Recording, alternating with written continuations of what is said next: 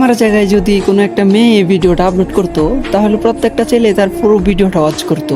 এমনকি কত সুন্দর সুন্দর কমেন্ট যে করতো, বলতো আপু আপনি কি আমার সাথে 1v1 করবেন, আপু আপনি না অনেক ভালো গেম প্লে করেন, আপু আপনার সাথে আমি অ্যাড হইতে চাই, আরো কত সুন্দর সুন্দর কমেন্ট যে করতো রে ভাই।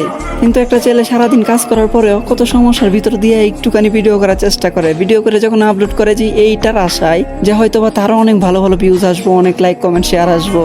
লাইক কমেন্ট তো দূরের কথা ভাই, ভিউজই আসে না, 100 ভিউজে যায় আটকা যায়। আর এই জায়গাতেই কোনো মেয়ে যদি নর্মাল এডিট করে, কোনো রকম এডিট ছাড়া ভিডিও খালি রেকর্ড করে আপলোড করে দেয়, তারপরে হাজার হাজার ভিউজ হয়ে যায়। আমি এটা বলতে চাইতেছি না যে মেয়েদেরকে কেউ সাপোর্ট করো না, হ্যাঁ মেয়েদেরকেও সাপোর্ট করো, কিন্তু হ্যাঁ পাশাপাশি ছেলেদেরকেও করো।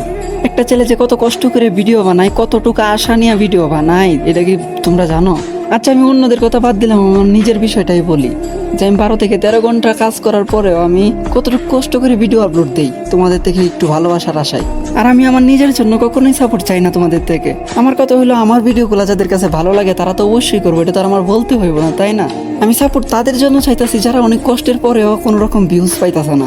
তোমরা তাদেরকে কপি লিঙ্ক করো, লাইক কমেন্ট শেয়ার করো তাদের জন্য।